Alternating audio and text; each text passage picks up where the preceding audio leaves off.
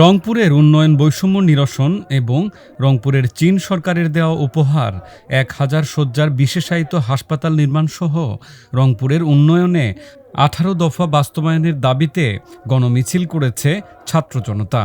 ৩ মে শনিবার বিকেলে Rangpur public library মাঠ থেকে সম্মিলিত ছাত্র জনতার আয়োজনে এই মিছিল অনুষ্ঠিত হয়।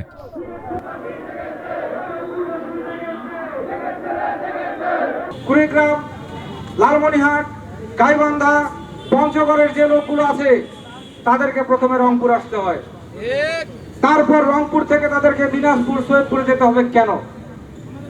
কেন যেতে হবে? এই প্রশ্নটা কি কেউ কখনো করেছেন?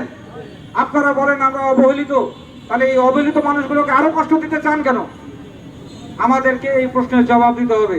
মাননীয় প্রধান উপদেষ্টা মহোদয়, লক্ষ্য করুন, আমরা এমন একটি বিভাগীয় নগরীতে বসবাস করি যেখানে সকল বিভাগীয় দপ্তর, শিক্ষা বোর্ড, বিমানবন্দর 50 থেকে 80 এমনকি 100 কিলোমিটার দূরে পর্যন্ত সরিয়ে নিয়ে যাওয়া হয়েছে, যা দেশের অন্য কোনো বিভাগীয় সদর দপ্তরে পরিলক্ষিত হয় না।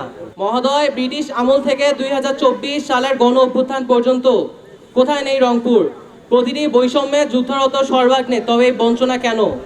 মনে রাখতে হবে, বঞ্চনা থেকেই বিদ্রোহের জন্ম হয় এবং রংপুর থেকেই সকল ফ্যাসিস্টের পতন শুরু হয়। গণমিছিলে অংশ নিয়ে চীন সরকারের উপহার ১,০০০ শয্যার বিশেষায়িত হাসপাতাল রংপুরে স্থাপন করার দাবি করেন জুলাই গণ অভ্যুত্থানে নিহত আবু সাঈদের বাবা মকবুল হোসেন।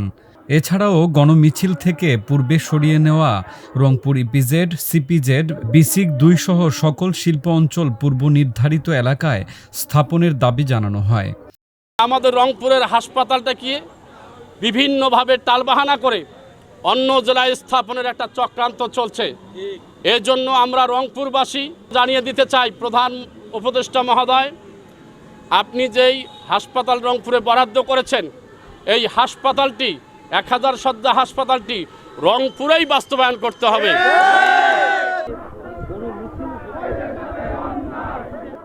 গণমিছিলটি রংপুর নগরীর প্রধান সড়ক প্রদক্ষিণ শেষে রংপুর পাবলিক লাইব্রেরি মাঠে এসে শেষ হয়।